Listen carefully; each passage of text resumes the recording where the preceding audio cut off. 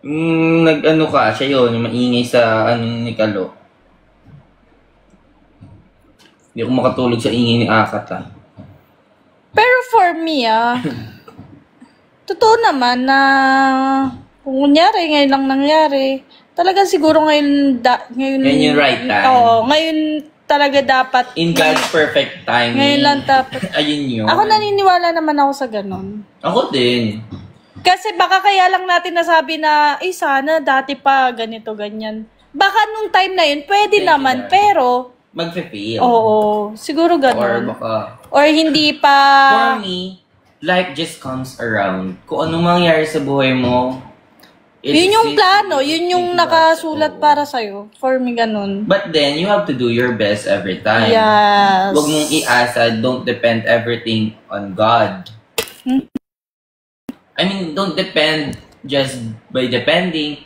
Sometimes you need to do something. Yeah. You need to work hard for something. And that should be your own will. Yes. Diba, everyone? Like, pero alam nyo, minsan ma-amaze na lang din kayo. Like, for me, I never Ako din. Hindi ko din alam na.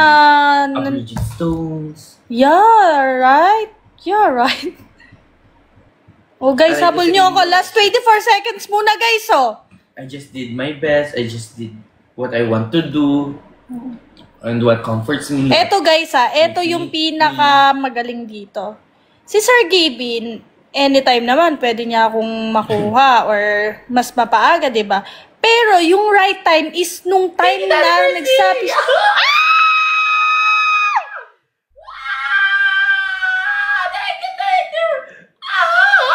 Isa pa.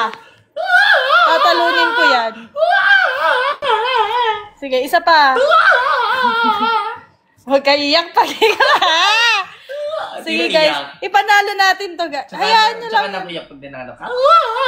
Ayun guys. Thank you, back to MVP of the year. Thank you, Daddy Pristine. Ayun guys, so for me, talaga may right time. Daddy Pristine, guys, kasi for me, ako hindi ako nanggaling sa Manila before. Parang wala akong knowledge about sa lalo na sa life. Ay, grabe. Naturo ng Manila sa akin. Sa viewers natin, ipalo nyo si Dr. Pristine. Sobrang kapag nandun ka na sa totoong reality ng buhay talaga, makikita mo kung ano yung kaya mong gawin. Ay, lumaban na nga siya. Oo, yung kaya mong gawin. Guys, imagine yung may sakit ako pero nag-work ako. Totoo pala yun? Oo, te. Grabe! What more pa kapag may family ka na talagang kaya mong isacrifice lahat for your family. Kaya, especially grabe. the OFWs. Oo, grabe. Sobrang hanga ako sa mga nagwo-work.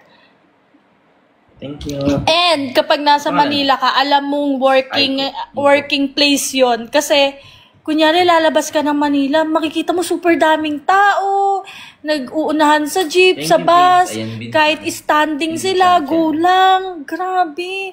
Tapos imagine nyo, eto yan, may kakilala ko, ka-office mate ko, may edad na si ma'am na to, pero grabe, nagko-commute siya, napakalayo ng inuuwian niya, still, may lakas pa rin siya para mag-work, para mag-commute ng ganun kalayo, katagal, kahirap, para sa family niya.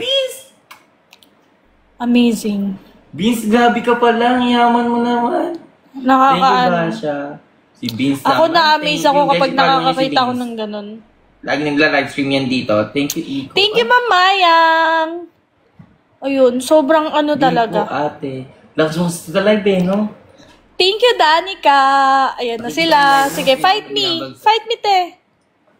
Nabagsakan ka nila, sir. Ano? Fight me po. Top Universe. Sana. Yes. Ayun. Alam nyo kung siguro, ikukwento ko yung experience ko Manila. Maiiyak ako. Ayun na. Pag piniki kita, makikita. Maiiyak ako, guys. Kasi grabe talaga. Tapos alam nyo ba, eto, nagsumbong.